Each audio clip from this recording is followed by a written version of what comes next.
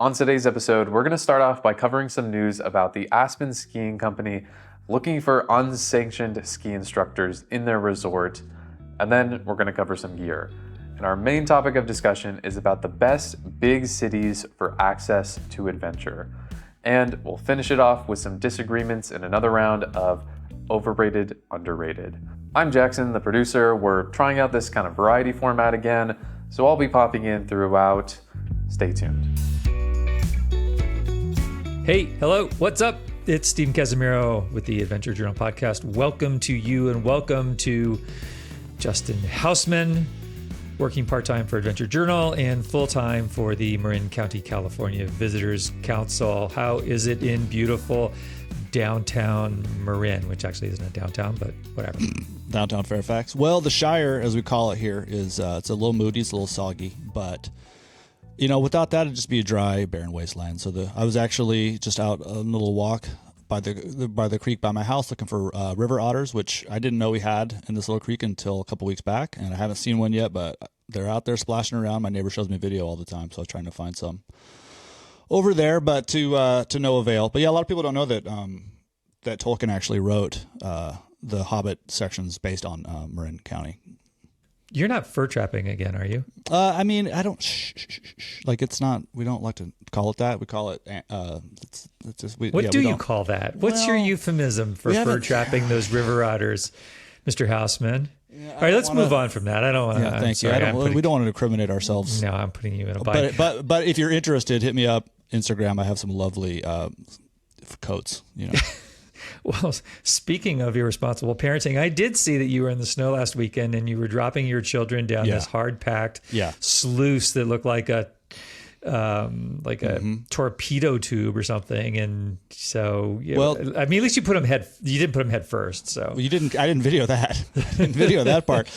You know, the thing is it's a great way to find out whether or not you're going to break yourself. If you send your 2-year-old down it and she's fine, or only cries a little bit, then you go bombing down, and it works out great. Yeah, no problem at all. Yeah, just edited out the concussive parts, and then as far as you know, we had a great time. As far as I know, it was fantastic. Well, snow. There's snow. There is snow, and that is a wonderful thing. And in outdoor adventure news today, I love the story that the Aspen Skiing Company is cracking down on rogue ski instructors, I think that's a euphemism for I think it sounds cool. Influencers, rogue instructors. Yeah. I think it sounds cool. I like that name. Yeah, rogue. So, or underground teachers. I'd rather learn from a rogue instructor than just Chad, the ski instructor bro. Yeah. So what's going on is, it's kind of what it sounds like. So I'll read you the lead. This is from the Aspen Daily News. Headline is Aspen Skiing Co.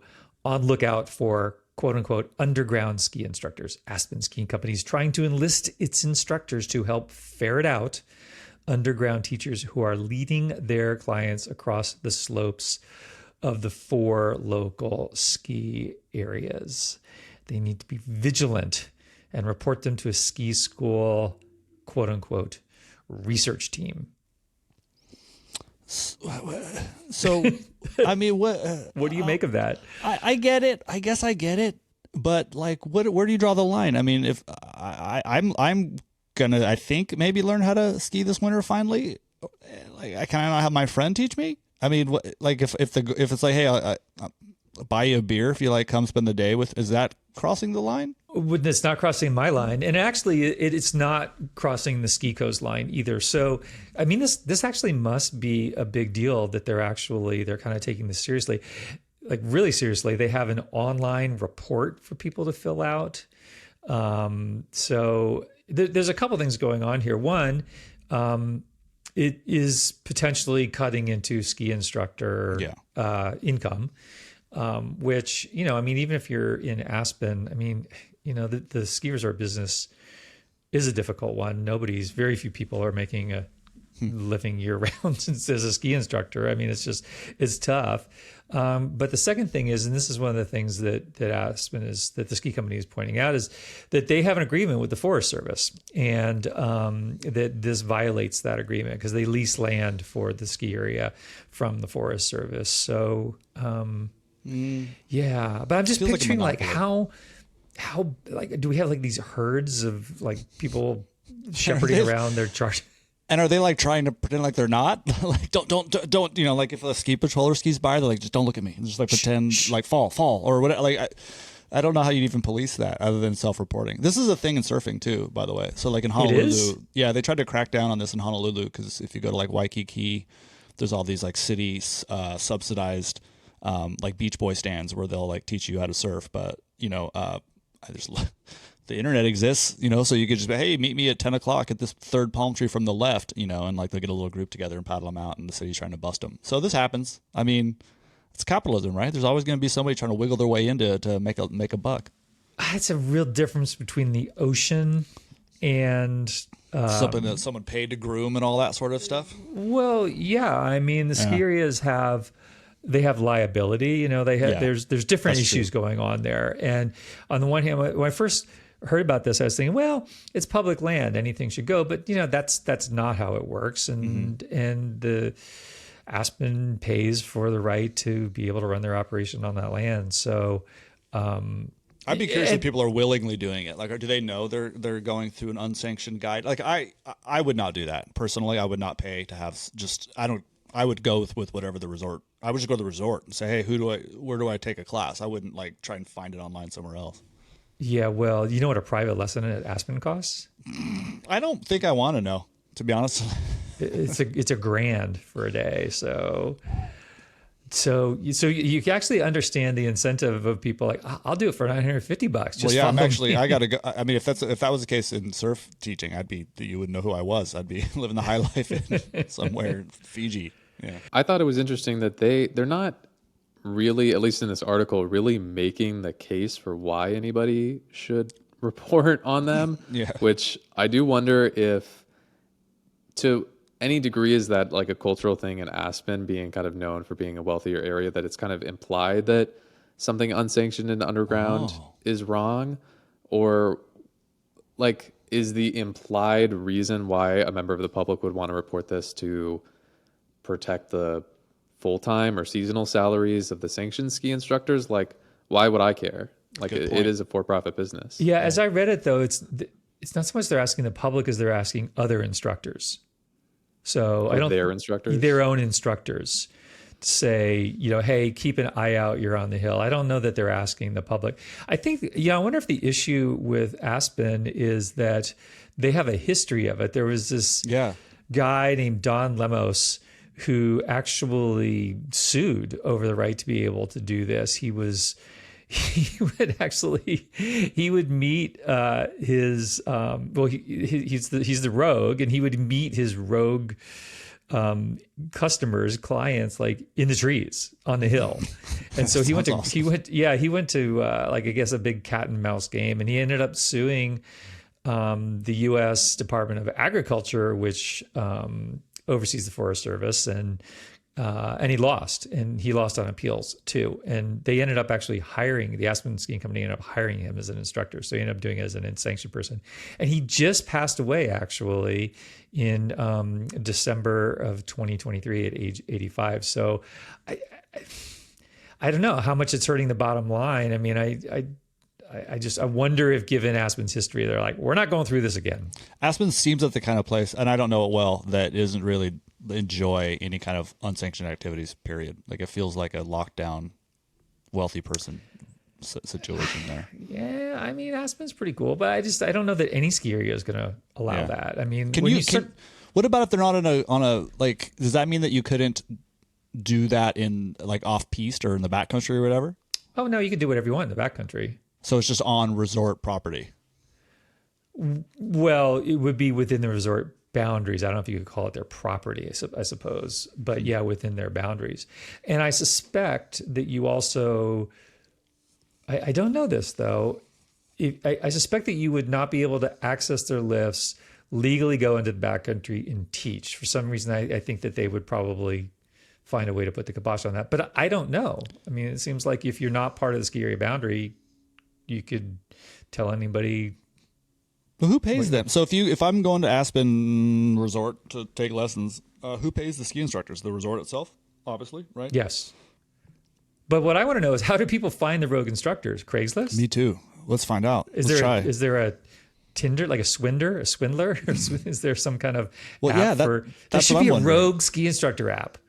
See, that's the thing. If it was obvious, if their whole thing was like, look, this is kind of like a speakeasy ski lesson thing, I'm all about, then I would want to do it. But if they're just trying to game the system and trying to hide it from you, then I'm not interested. But if it was this Don guy and I have to meet him in the trees and we have to like someone has to keep an eye out for ski patrol, that sounds great. That sounds way more fun.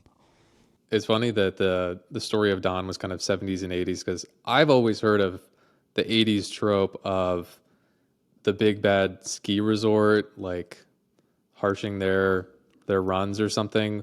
Was that based on anything? Was that a trope? No, it was real. And it was based on, actually, speaking of Aspen, Aspen lost a very high profile lawsuit, a liability lawsuit. And it was a guy, he was a regular skier of Aspen. I think he lived in the town or the valley, and I'm pretty sure he hit a hat track at very high speed, and he was severely injured. I think he might have been paralyzed, and he sued and said that I don't remember exactly what he said, but essentially that it was a hazard that the ski area was responsible for, and he won.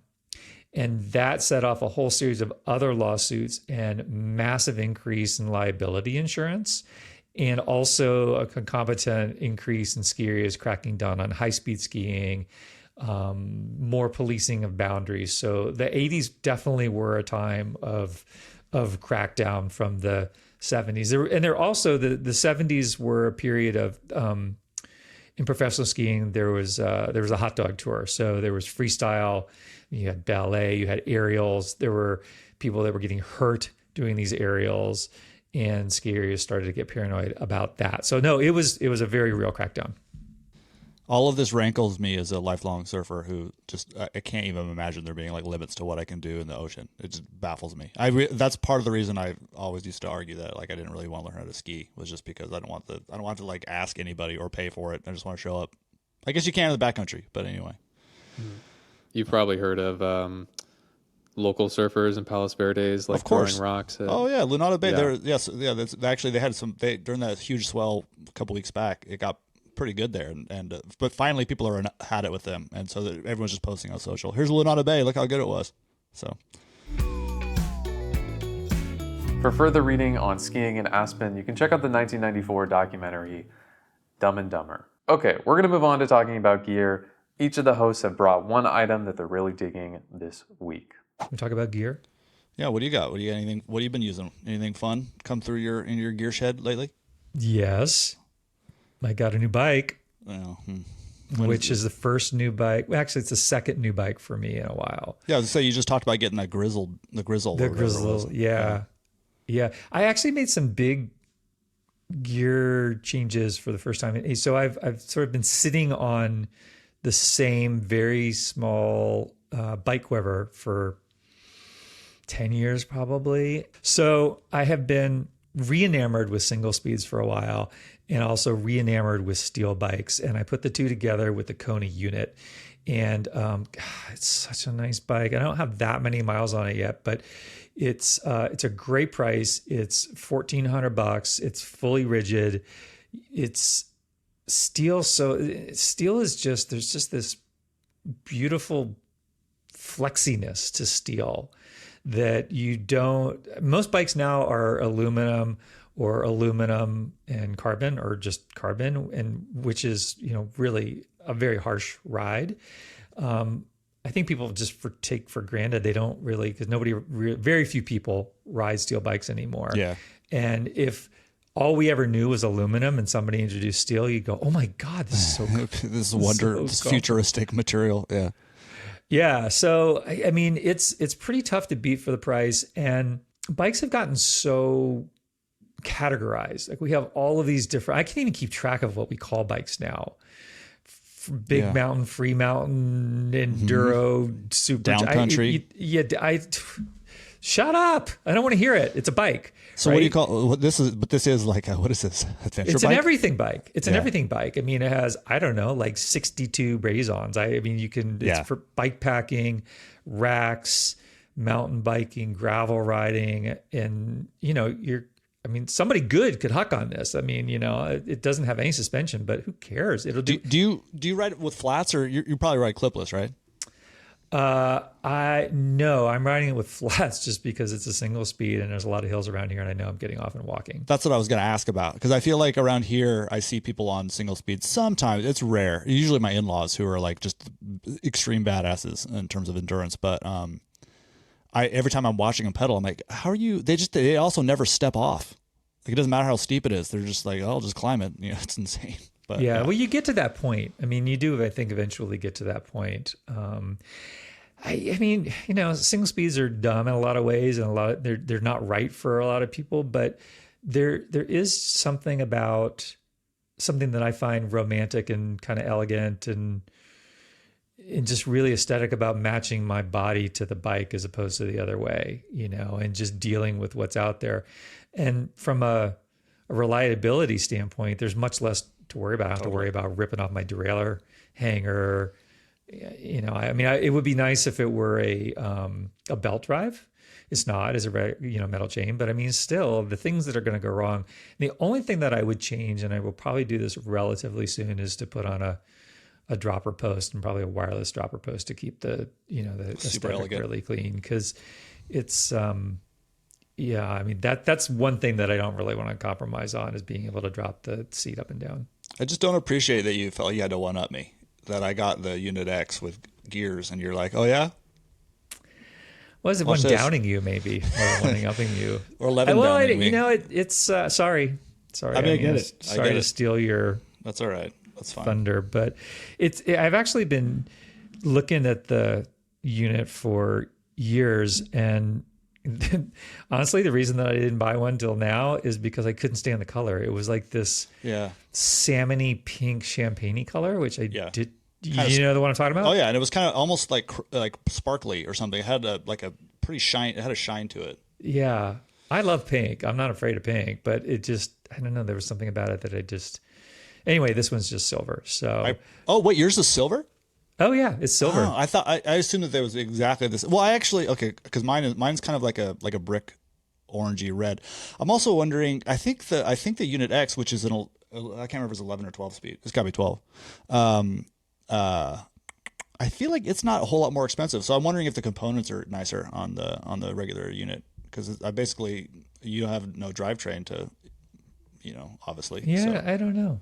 Yeah. Well, I know that I know that neither. Well, wait, were you gonna? No, I was gonna tee you up, because I know that you have something that you're excited about, and that I could care less about. So, exactly. So try not to bore us here with nice this whatever. I don't have to worry about you stealing my thunder. I'm going to show you a picture of them because they look kind of wild. So these are the new Patagonia Fora fly fishing wading boots. I'm the only fly fisher here, so you'll just have to ooh and ah. Anyway, I tried to spray them off. I don't know if you can really see them. If you know anything about fly fishing boots, they don't usually look like this. When I first got these, most of my neighbors, I was showing them off to my fly fishing neighbors, and they thought they were just a new pair of kind of weird looking hiking boots. But usually fly fishing boots are much thicker, much burlier. They don't usually have a whole lot of like arch in the sole, like you can see here. They're built for stability. As you can imagine, like you don't want to fall off or slip over on rocks and stuff like that underwater. Oops, I just dropped it on the ground. Anyway, these things are incredible because they are so freaking light. They weigh, I wrote it down, 2.5 pounds per pair, which is nothing. I mean, I have actual hiking boots that weigh more than this. And if you don't know how fly fishing boots work or wading boots work, they're not designed to keep your feet dry. Like the whole idea is they let water in and water out. So usually you're wearing booties underneath them. They're usually attached to your waders. So you want something that lets the water in and out, that protects your feet from when you're like bashing them into rocks. You can kind of underwater, you can kind of like grip rocks with different kinds of bottoms. These have a Vibram sole. They're super grippy. Sometimes they have studs, like little metal studs. These don't. But these things are freaking incredible. The best part about them is that you usually have to choose between, I want a boot I can walk a long way in to get to the water, or a boot that will work really well when I'm in the water. And they usually, it's tough to find one that'll do both. I often will carry like my big heavy wading boots separately and wear either like bedrock sandals or a lighter weight hiking boot to walk a long way as I'm like trying to find where I'm going to fish that day. These things, I could probably walk, I'm sure I could do 10 miles in these without a problem. And that is such a cool thing for a fly fishing boot. So in the winter, are there any downsides once you get in the water? Not really, not that I've found. So I've been using them lately. So around here, in the wintertime, you can only fish for steelhead. I am a very, very green steelhead angler. It's a entire lifetime of knowledge that I just do not have. But the trout fishing season, most of California shuts down in November for good reason. So, but steelhead is not. And so I've been trying to chomp around in some of the, rivers, kind of small streams up here where you can get steelhead. Water's really cold, obviously, this time of year. So the only downside I can think of is some of my thicker ones keep your feet a little bit warmer. But that's what booties are for. So you have thick booties, you have thick waders. It's not that big of a deal. So I guess it'd be nice if they had a little bit more like insulation. But other than that, no problem. So to clarify, these are kind of like a wetsuit too, where the water comes in and your body heat warms it up. Okay, it can, but it's flowing through so much. I've never really even thought about whether your body heat warms it up or not. I mean, the booty is keeping your feet warm, so the boot is just protecting your feet. Okay, but yeah, that's how they work. And waders are waterproof, right? Oh yeah. Waders are waterproof. You can get lots of different kinds. Mostly they're all kind of similar now. I used to be able to get neoprene ones for I think actually some steelhead guys probably do use neoprene ones still because a lot of your steelhead fishing's in like British Columbia in the wintertime. It's cold. Around here it's not that bad. But I've talked about it, I think on the podcast before. I've just like fallen in love with just like wading around creeks. I know it sounds stupid, but it's a fun way to just kind of immerse yourself in your environment a little bit differently. I mean, you do not need to fly fish to have boots like this. I mean, or these ones specifically, like you could easily take these on trips somewhere if you think it's going to be really wet or something like that. And you throw on some waterproof socks and explore creeks or something like that. These would be ideal. They're just super fun. How much are they? $300, which probably sounds like a lot. That's not that bad. I mean, for really good fly fishing boots. These are actually made by. It's a collab between Patagonia and Fitwell, and Fitwell makes like high-end boots for all kinds of like adventure stuff. But like you could, I think you can still get like the Patagonia Danner collab. And those are like $600 on the. Is that a fishing wader also? That's a fishing boot too. Yeah. So like, and how are these different from that one? Just stripped down the lightness. I mean, the lightness is. I mean, this is a carbon fiber, like Tour de France steed compared to your old steel frame sitting in your garage that you've had for 50 years. I mean, I've never experienced a boot this light. They weigh about the same as my low cut Orvis like wading shoes that I'll wear with shorts if I'm in like Yosemite in the summertime. And nobody else is making anything quite like this? Not that I've seen. Not this light. Because they're probably heavier when they fill with water and you're taking steps it's through gnarly. water. I mean, it totally does. And like, it's just nice to not have to just, I don't know. Often when it's not that big of a deal. I mean, you're not like you're jumping around that much, but you want something more athletic. I mean, you fall over. Like if you have, imagine like an astronaut. I mean, that's how big. I should have brought another pair of wading boots. That's how often like wading boots are usually huge. And so if you're trying to move quickly, you'll topple over, which can actually be super dangerous if you're in like a swift moving creek or something like that. But these things you can just leap around. It's cool. They're great. I've just been super impressed ever since I got them. Awesome.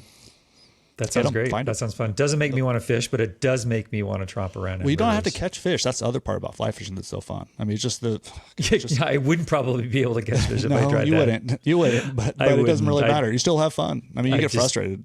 Get the hook right in some part of you probably some part of me. So, well, hey, we're going to take a little break, and when we come back, we're going to talk about cities and what are the best cities for adventure. Stay tuned. You love adventure, we love adventure, and that is why we created Adventure Journal in print. It is the gift that we've made for ourselves and for our friends and hopefully for you that is analog, that gets away from screens, that gives you some of the most interesting, deepest, and thoughtful stories from some of the best writers and photographers working in the outdoor space. We do 4 a year. You get free shipping and a deep discount. It's $60 to have this absolutely beautiful No batteries necessary. Celebration of adventure in your mailbox. Get it at adventure-journal.com. I am drinking, it's gotten cold now because we're halfway through the show. I am drinking Long Weekend Coffee. We launched Long Weekend Coffee earlier this year to bring you and us blends that are not fussy, that will take any kind of brew method that we like, whether it's at home, in a cabin, on the tailgate of a truck, doesn't matter. We have 4 blends. We have dark, medium, espresso roast, and a decaf. I think they're pretty amazing. I guarantee you will like them. Check us out at longweekend.coffee. Welcome back. So a lot of times when you picture adventurous towns, you might think of Jackson Hole or Joshua Tree, really small places. But you might want the amenities and the job market of a much larger city. Right now, my fiance and I are actually looking into relocating from LA to Portland. We're after a suburb of a larger city that is quieter and greener with better access to the outdoors. But of course, we're also considering weather and housing and climate change and culture and a million other things. So that's our topic for today, the best big cities for adventure. I put together a list of cities with some stats that we're going to reference throughout. So if you're watching on YouTube, I'm going to put that on the screen so that you can see it if you're curious. And I wish I had some anecdotes to share about Portland. We were actually going to fly up this past weekend to do a little scouting trip, but it had to be postponed because they got this crazy winter storm. But okay, to kick it off, I prepared some city trivia for our hosts. So, gentlemen, which city in the United States has the most bike shops per capita? And this is based on the 50 most populous metro areas in the U.S., so it's not going to be some little small town. Per capita, you said? Per 100,000 people. Wow. I know what I immediately go to, but I'm going to think about it. I'm gonna surprise you, probably both of you. I have no idea. First of all, Stephen, you don't really know the answer, right? I don't know the answer to it. I have no idea what's coming. I'm going to guess a weird one. I'm going to say Minneapolis. Oh, that's what I was going to say. Ah, really? All right, Damn I'll it. give you Minneapolis. Okay. I think it's Minneapolis because I think low population, Exactly. high activity level. Yeah. I'll go with Portland, and you can have. You know what? No, I'm going with Minneapolis. That's I was thinking Portland because it's such a bike city. I'm going with Minneapolis because of the combination. It feels like it's Minneapolis. It feels like it's Minneapolis. Well, at least for bike shops, the correct answer is Portland, Oregon. Damn it. Oh! Do you have a ranking? Is Minneapolis close? So Minneapolis is a good underdog guess. On the list that I was using, which I can link my sources, Minneapolis comes in 4th, and they do have 16 miles of protected bikeways, 100 miles of off-street bike trails. So it's a good underdog guess for sure. Flat. But Also, no, you can't really beat Portland, which I don't know how much is recreational and how much is just people use bikes to get around in Portland. 2 more questions. So what is the snowiest city in the country with a population of at least 50,000 people? 50,000. Oh, man. 50,000. I'm not quite sure what 50,000 is anymore. I mean, I lived in Burlington, and at the time, I think the city population was 30, but the metro area was 100. So I don't. that's a tough one because you kind of need to know like microclimates and stuff too. Like my first instinct is something like Boise, but I don't even know if it snows in Boise. It just feels like It that does, would be a good answer. not massively. Yeah. 50,000. Snowy So city. it's not. So for instance, it's not Mammoth. No, because Mammoth's Yeah, too small. 50,000. There's probably 50,000 people there today, but not normally. Okay, do you want to take a guess? Yeah. I'm just sorry. I've been thinking about big cities, and now I'm trying to think about a small city. Okay. It's not that small of a city. It's not that small of a city. Okay. Minneapolis.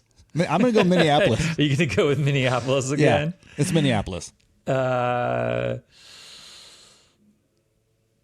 Buffalo, New York. Oh, that's good.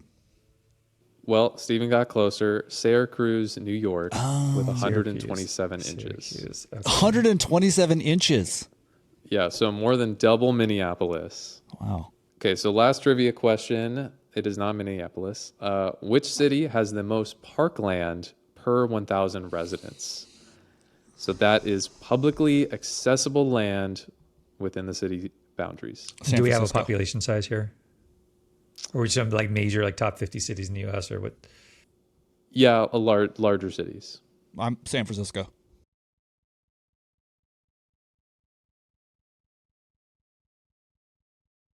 So, sorry, was this per capita or just raw?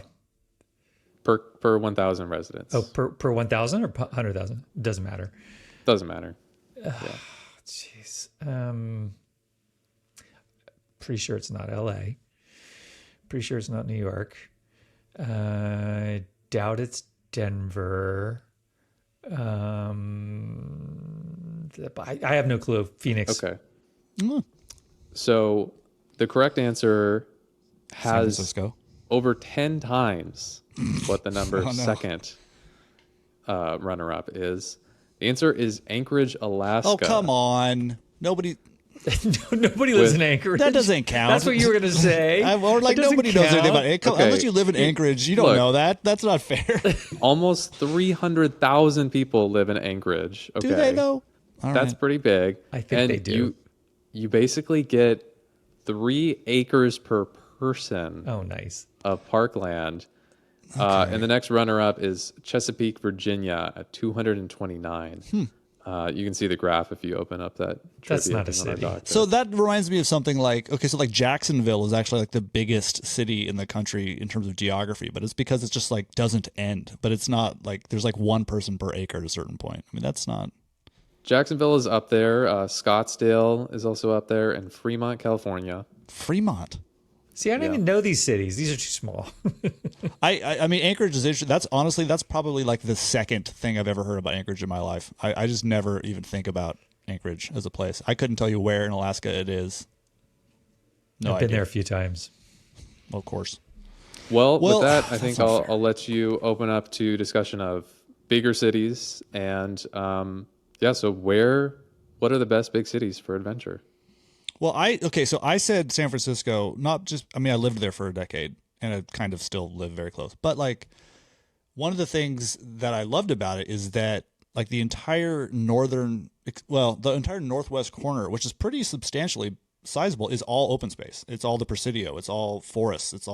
You can ride mountain bikes. I realize that's not super uncommon to be able to ride a mountain bike in a city, but I used to ride mountain bikes all the time and it was a blast, and you had all day long. You could trail run, you could do anything. I would review like gear stuff like not far from my house because there was epic like single track for just about whatever you could want. You can camp in the Presidio. You can do all kinds of stuff. Plus like Angel Island, which is considered part of San Francisco, which is enormous and it's uninhabited. And like you can camp, you can bike pack, you can do all kinds of stuff there. Plus all of Golden Gate Beach, which is 4 miles long. Not to mention the coastline itself, which is just loaded with like any possible activity you could want to do. So I figured it would have to have been San Francisco in terms of like open space, but it's pretty Hey, hard do you to remember beat. the part at the jump where I said that he works for the Marin visitors? I love it here. That's I a love joke, it but it's living not a joke. All right, so let's set some parameters here, because what I'd like to do with this is kind of replicate conversations that I'm sure are going on, or like internal conversations or chairlift conversations or bar conversations. And, like as we've talked about what we want to do, we talked about like small towns. Jackson mentioned that, it's fun to debate Aspen versus Jackson versus Tahoe or, whatever. But yeah, more people live in big cities. There's more employment opportunities in big cities. There's more amenities.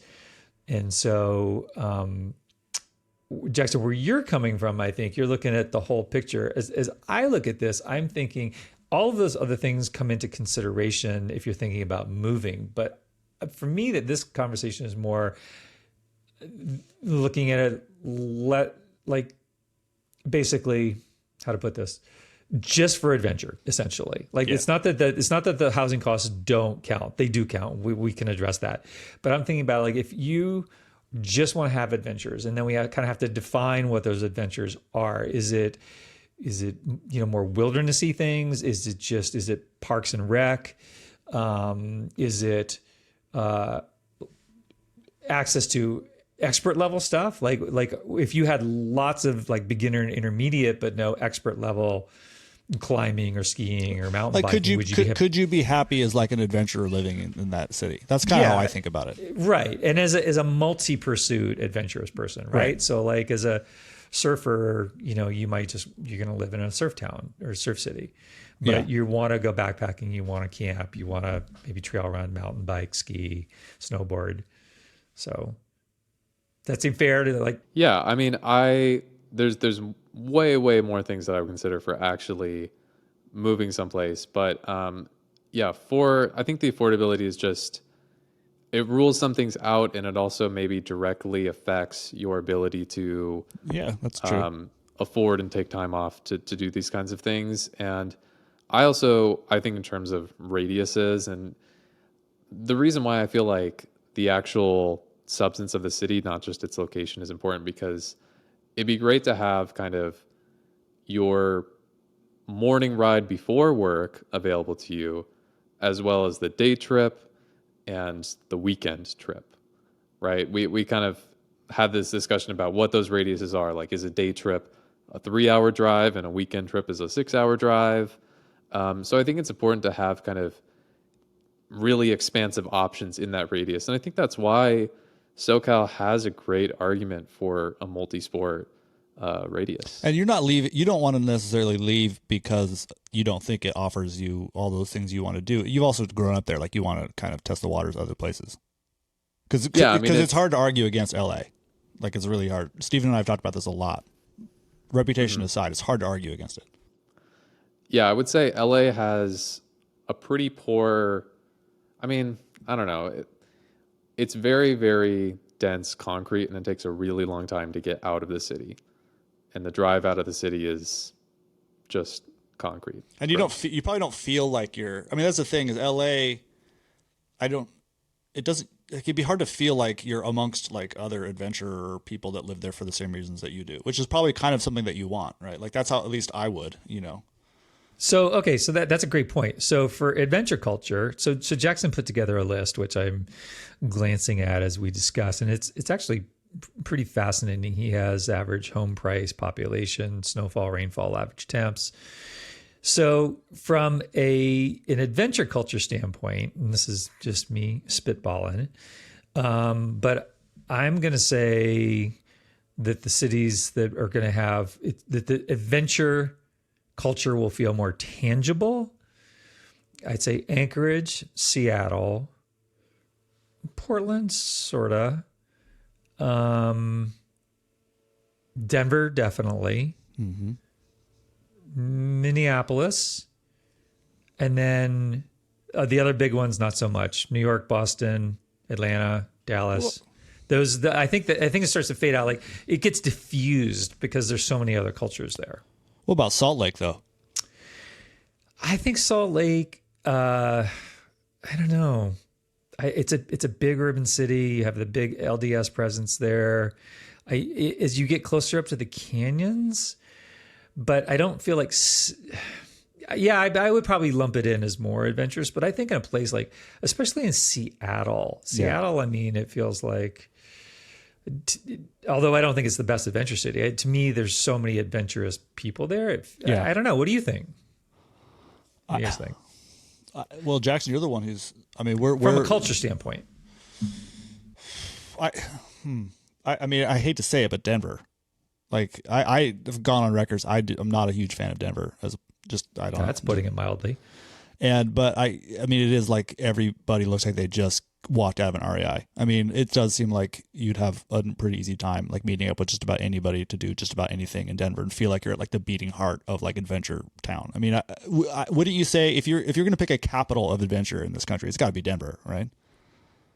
Yeah. Well, Boulder, but yes, Denver. So I mean, to me, that's like the most obvious, but I wouldn't pick it. I mean, out of the ones that you just talked about, I'd probably pick Salt Lake City, which probably is surprising, but have you ever been there? I love Salt Lake City. You do? I do. Yeah, I really like it a lot. One of my best friends is a professor at University of Utah. And so I used to go out and visit him all the time. I didn't at first, but I've gotten to fall in love with it. I really like Salt Lake City. Yeah, I like Salt Lake. I like Salt Lake City also. Boy, the inversions though, and some of the weather it's Yeah, it's I haven't brutal. experienced that. Yeah, that's true. I haven't experienced that. Okay, so what about? Here's another ruler to hold up. What about cities that give you really close proximity? Like Salt Lake is a great example.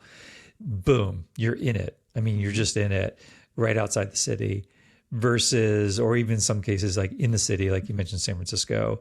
Versus cities where you just have to drive, like Denver. There's nothing really to speak of right in the city. Because you're in Kansas. New York. Yeah, exactly. So what do you think of let's compare and contrast a few of the bigger cities for that. Well, Jackson, what would be number one on your list for proximity?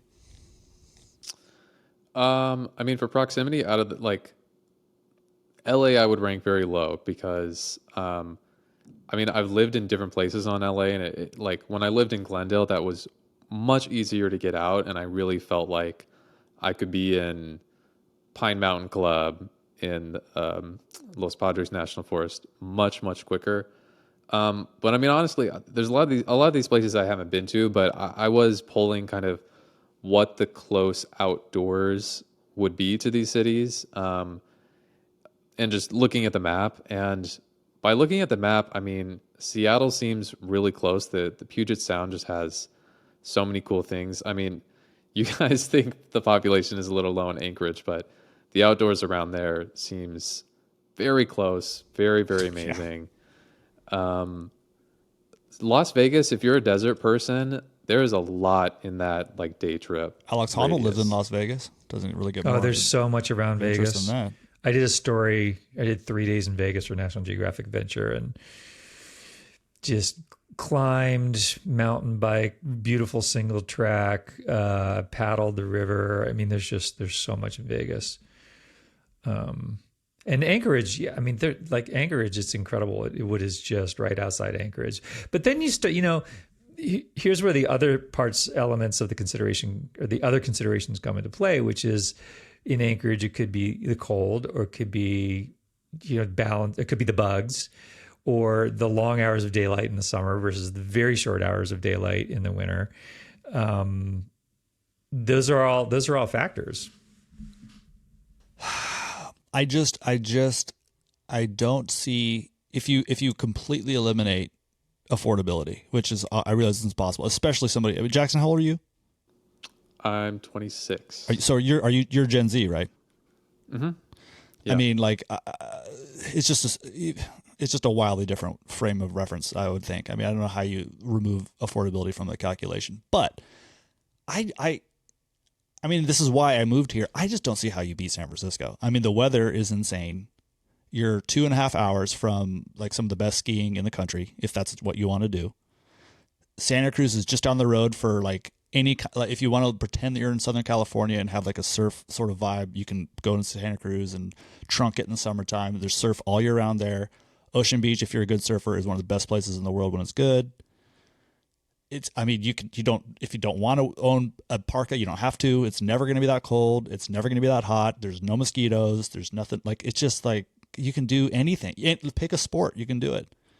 The only thing that bums me out is I have to drive 3 hours to go fly fishing, unless I want to fish for steelhead. But I don't even live in the city anymore. But that's it. I mean, it doesn't have the same like adventure vibe necessarily as like Denver does, but it's not that far off. I mean, there's like the big film festivals that come through, like adventure people will come through. Patagonia does all kinds of events there. I mean, you can find it if you want. But from mountain biking to trail running to all that sort of stuff, man, it's pretty hard to beat.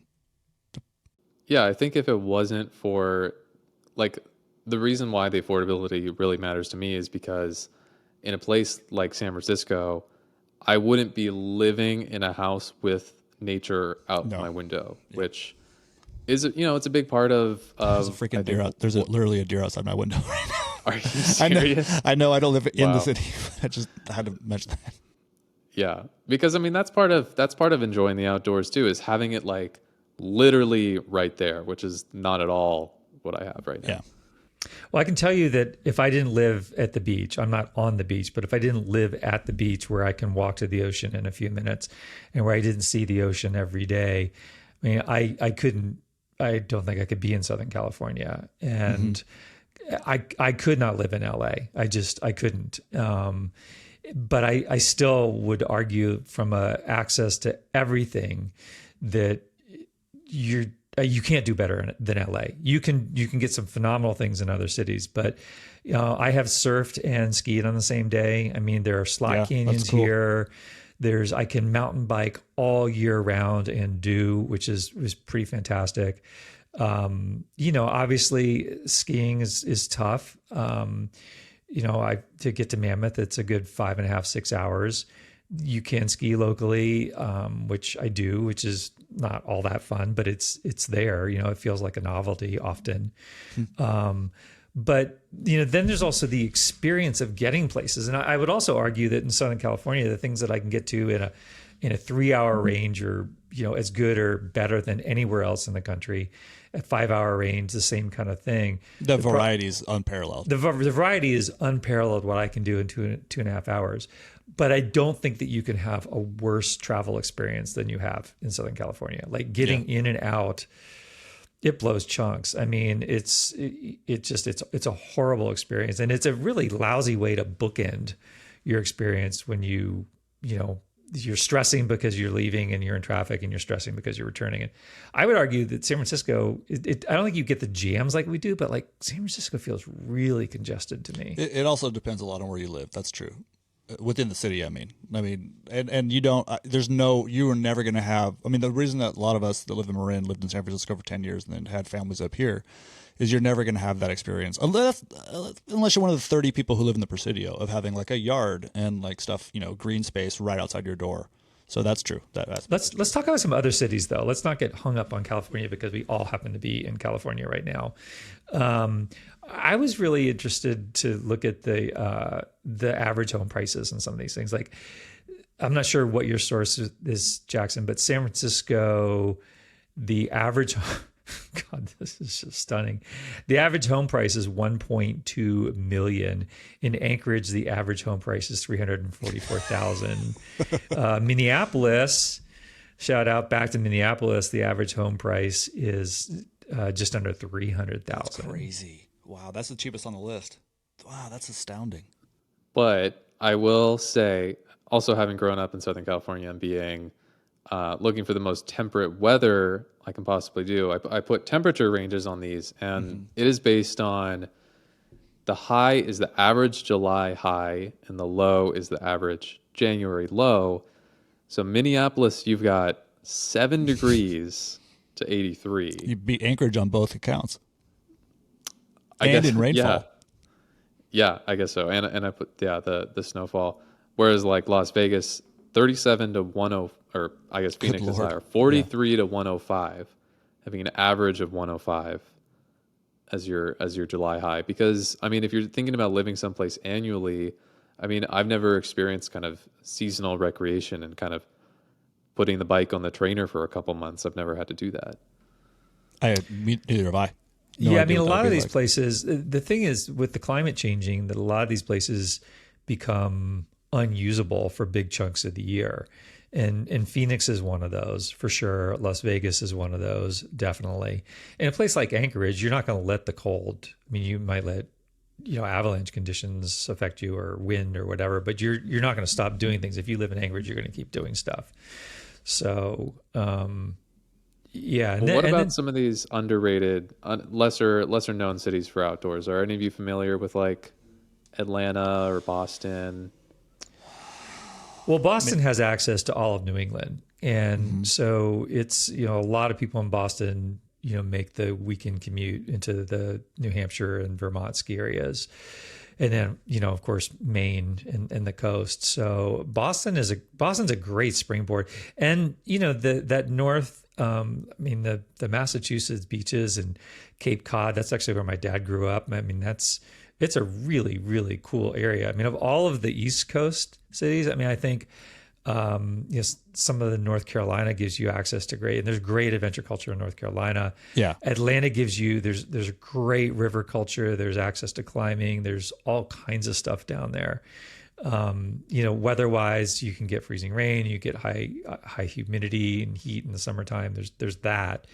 But there's a lot to do there. There's a tremendous amount to do there. We should mention too that we had talked about like North Carolina, like the Raleigh kind of triangle or whatever it's called, but it didn't seem big enough. But it probably is. I mean, if that's the case, that certainly is worth including. But I don't know. I also think, it's not really part of the parameters, but one of the things I think is super interesting is like the dichotomy of living in an urban place that's also pretty adventurous. I mean, I don't know, Jackson, what your experience is like, but when I was in my 20s, I really wanted the most hardcore urban environment I could find. It was that's what mattered to me. I grew up in a small town, I grew up at the beach all the time, but I almost moved to New York a couple times. I really felt like I wanted to, ride the subway. I wanted to kind of forget the outdoors a little bit, and embrace something else. And there's, certain cities allow for that. Like you can live in New York and you can surf and you can ski and you can do all these things too, but you also have freaking New York, like access to that. So I do think it's interesting to talk about these places as not like, you can't really separate them from the urban culture they have too, which is pretty fun. I mean, that was a fun part about living in San Francisco. So, I mean, I wouldn't discount something like New York either. Mm-hmm. I think it'd be cool to live in a metro area that had kind of a very traditional, dense urban core, suburbs, and then rural area right outside it, which is a big appeal of Portland for me. It's like a very clear tapering, and then the sprawl just stops. And then there's farmland and outdoors, like past a certain point. And if we had limited our sprawl in Southern California a little bit more and put that towards a denser core and had that kind of like bell curve, I think we would have been a little bit better off. If people had even tried to limit it at all. Right. It seems like they did the opposite. So, I mean, I think you start to get that, I know that Ventura, Santa Barbara are slow. We've paid more attention to that. So, well, if I had to live on the East Coast again, and then there's the small cities. I mean, I can't say enough good things. I've lived in Burlington in 30 years, and I haven't been back in a long time, but Burlington was in many ways like my idealized paradise of a city. Like it was not too big. It was not too small. There was a university. I mean, university towns are always really dynamic. It's right on Lake Champlain. You have the Green Mountains. You have New Hampshire. I mean, I mountain biked, I skied, I backcountry skied, I ice climbed. I mean, I did everything when I was living back there. And you can still get over to the coast if you want to. If I had to pick a big city back east, I would, at this point, for adventure, I would probably pick Boston. I think would be my choice. If I had to do one in the middle of the country, I think it would be Minneapolis. Well, Stephen, you've talked too about being kind of frustrated with where you are, and obviously you're kind of expanding your footprint into the desert a bit more. But if for some reason you had to move, and you have to pick one of these cities, which one? Are we talking about just adventure, or is cost an issue? Yeah, no. Well, if it's just adventure, just adventure. Yeah, no cost. Don't worry about it. You fell into a money pit. Probably San Francisco. Yeah. Because I also like the variety that you get there. I find Portland really intriguing. I will gladly admit that I really like nice weather now. I love really crappy weather, but in terms of living in it, there's a couple things about Southern California, and these are not secrets, but one is that the weather is really fantastic all year round. So very rarely do I have to cancel something because of the weather. And then there's no bugs. And, go to Anchorage and say that. I mean, I wouldn't even have thought about bugs until you mentioned Anchorage. And it's like, a lot of these places have to deal with that though. The whole East Coast has to deal with that. I mean, the gnats that I had growing up, no, thank you. So I don't know, I don't think that we're going anywhere, but I do think about this all the time. Like we could live really well off probably in a lot of places for it's just so expensive here. And it's ridiculous. And we were looking at Bend a little bit, and have friends in Bend, and we made a bunch of trips up there, and we go out to dinner, and I'd be, wait, that's all it is for dinner? It's not like it's absurdly cheap or anything like that, but just compared to Southern California, and I mean, it is a curse of California, the costs here, and for now, I'm willing to bear those costs, but I don't know. I mean, Phoenix, I love the Southwest. I mean, I absolutely love the Southwest. I think Tucson would be an interesting city. I think Phoenix, Flagstaff is really neat. There's a lot of really neat cities, but then you start to weigh like if we're talking about moving, if we're just not talking about through the adventure lens, the Southwest, you're dealing with water and you're dealing with heat. Those are a couple of issues, and maybe culture in some of these things. Same thing with Vegas, same thing with Salt Lake, the weather, the pollution off of the lake, St. George, you've got cultural issues, you have, hot and cold issues. There's a lot of interesting things. There's a very, very few, I think, Goldilocks cities. I think Portland is one of them. I think San Francisco is. San Diego is a really interesting. Yeah, we haven't talked about San Diego, but that's that one for sure as well. I mean, I lived there for a little bit and have family there, so I'm down there fairly often. I don't love it as a city, but I mean, other than skiing, you got everything you could possibly want. You do. We've thought about San Diego actually a few times, and the thing is that Orange County, at least like your proximity to things like the Mojave and Death Valley, and that you're that much closer. On the other hand, San Diego gives you access to Baja, which is pretty incredible and offers a lot of adventure. Well, and one a wild card one, which we didn't even talk about probably because it's not in America, but like I kind of would include it because you could make a go of it. But like Vancouver would be probably of number one on my list of not, that it's just like kind of reasonably like, yeah, you could do it, that isn't on our list that we didn't talk about. Of course, think Vancouver would be at the very top of the list. Yeah, sure. I mean, it's kind of perfect. Weather, it might not be as great as it is in parts of California, but man, it's pretty nice. Pretty dang nice. So Dallas, we haven't touched on. Never been. And I forget what the number is, but I'm pretty sure that Texas has 2% or less public land and the rest is private. It's an exceptionally low number. And that for me would rule Texas out, period, flat. Like I can't be in a place that just doesn't have a lot of public land. I don't know what there is there's probably a lot of biking, obviously. I mean, Lance Armstrong lived there. Not that matters, but he lived in Dallas? Well, he lived in Texas. He lived in Austin. Yeah. So like there's a lot of that. I mean, it's not that far away. So I'm sure that there's plenty of like bikers and stuff or cyclists in Dallas, but I don't have any idea what there is to do around there. I mean, it's funny how Texas doesn't really like I've surfed in Texas. I mean, I've been to Corpus Christi and Galveston. Corpus Christi is kind of cool. And like Galveston is a pretty neat little zone. I don't really have a lot of urge to go back, but I got good waves. I think all these cities have a lot of really cool things to offer. I mean, I don't hate Denver like you do. You've used the word. I just like to poke it. You like to bag on it. It's not my favorite city. I mean, there's just some amazing cities with like the other thing too is if you're not looking for a lot of these discussions, you're thinking about like hardcore and you're going to meccas. So I got to be in Jackson or I got to be in Truckee or I got to be in Moab or someplace like that. Like when you start to enlarge that and you're looking at it more from a whole lifestyle standpoint, because the kind of issues that we're seeing issues now in small towns that we didn't used to see. And we're seeing price, like huge income disparity, huge pricing. A lot of people can't live in the towns.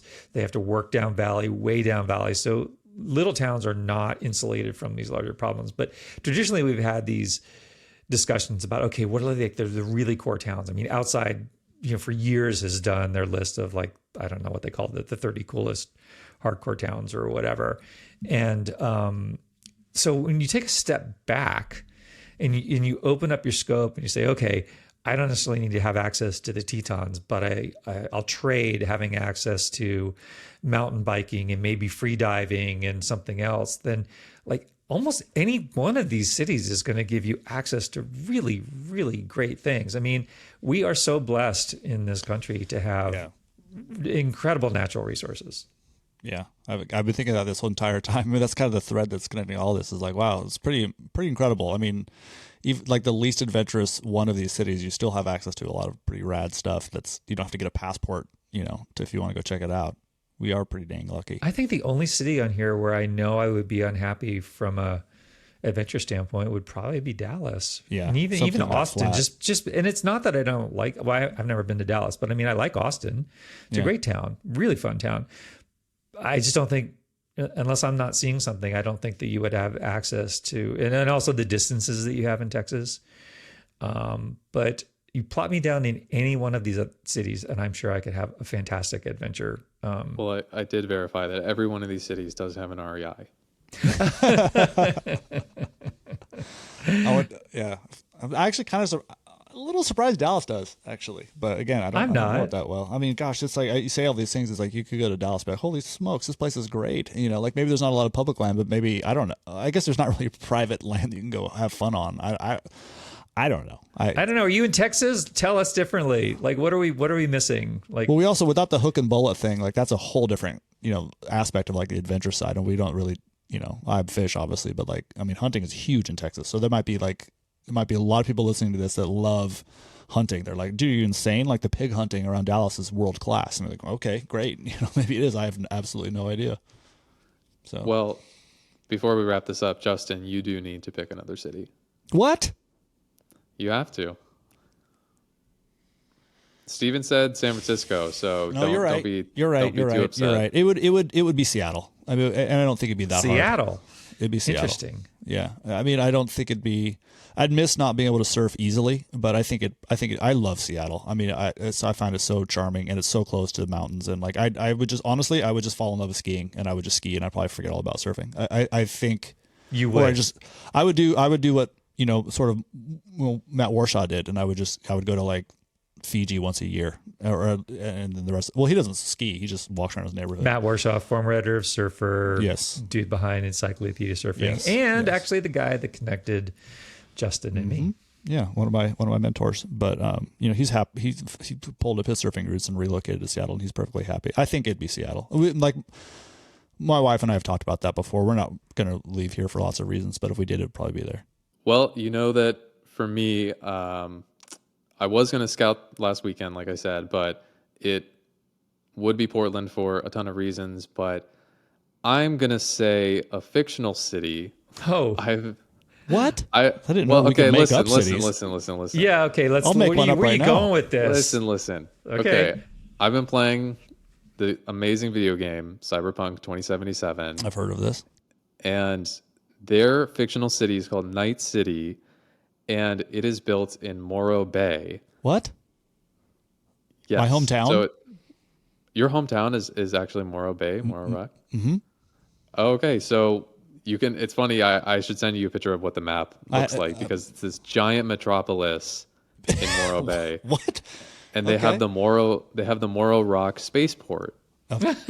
Are there? Wait, before you get in, are there 3 smokestacks that like? Yes. Wow, there the stacks are in it. Amazing. are. They do have the stack. So I think Morro Bay. If Morro Bay was a mid-sized or a giant hyper capitalist dystopia, I think Morro Bay would be a great location. What a surprising Adventurous city. way this went. Wow. I got to play this game. I will say that it's not a city, and so I didn't add it here, but like if for some reason we had to leave, I would probably advocate to go back to the Central Coast, even though I lose easy access to like mountains and stuff like that. Just because, man, that place, Central Coast of California really is paradise. So that's probably where I would go. But I would amazing. go everywhere. I'm thinking about this. If we're looking at this, and it's. I mean, I guess it's fun to bag on places, but there's just so many amazing places. There's just so much. I mean, even like Las Vegas, and you want to go have adventures, go into Central Nevada. There's not much yeah, there, and totally. Nevada has over 400 individual mountain ranges. There's just so much. So, all right, well, Mr. Casimiro, you got to pick a real city. Oh, well, then it would be Portland. And Okay. I guess if Even though you guys didn't get are to throwing- scout it, even though you panicked at the first snowfall.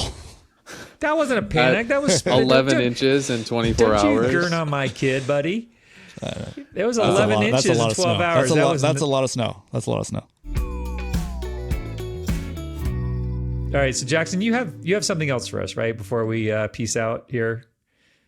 Yeah, so we've done over under before, but that was just kind of like a bigger discussion. So I wanted to ask y'all a couple of kind of lightning round over unders. So it's kind of things that adventurous people could kind of go either way on, and you decide if they're over or underrated. So first up, walking sticks.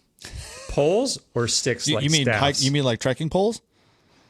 Trekking poles or DIY. Okay.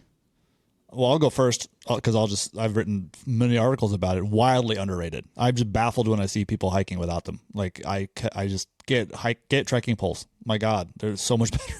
Overrated. But I need to do it again. I tried it. I tried running with them. I couldn't get the rhythm. But you know what? I'm going to get a pair and I'm going to try them because I've actually been curious. But here's what I'm actually interested in: hiking staffs. I totally Like agree. a Gandalf staff. Well, you can buy those. You can buy big, giant single poles that are just for that. They're not wood, like carbon ones. Though they do make carbon ones. Yeah. Oh, I got to try that because that to me, I mean, it seems like I just picture myself like using them to pole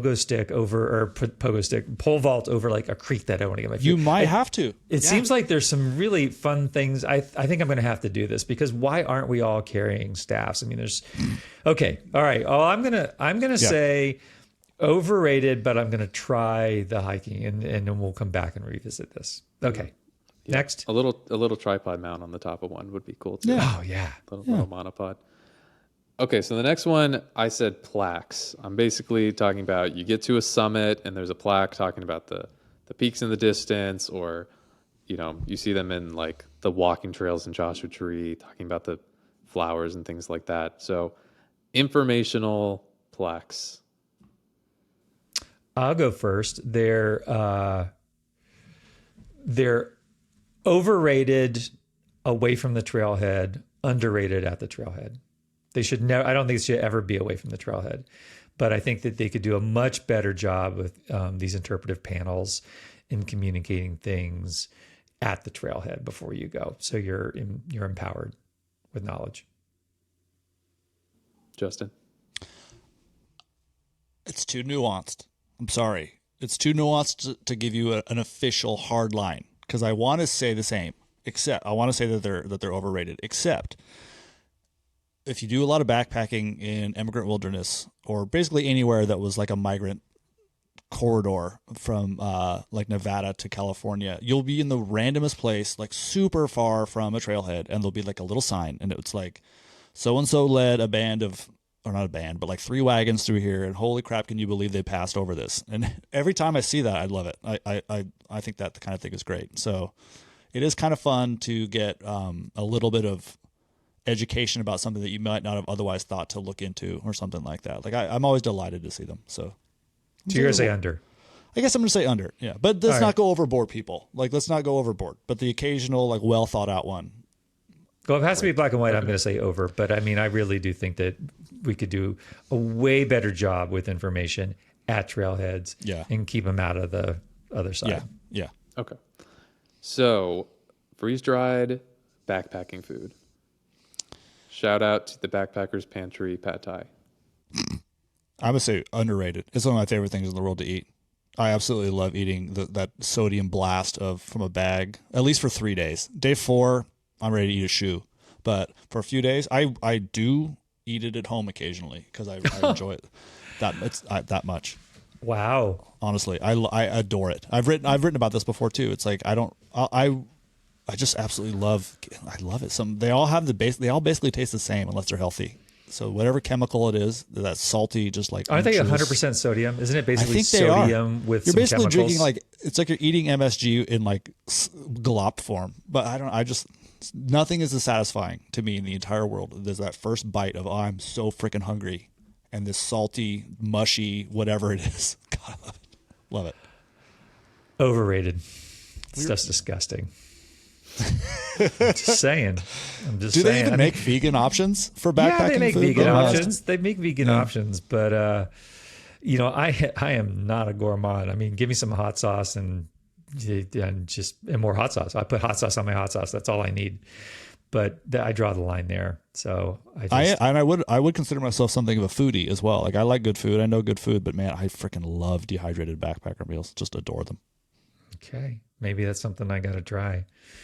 Okay. Well, I think you took the opposite over under on all three of those, basically. Yes, nice. Not by plan.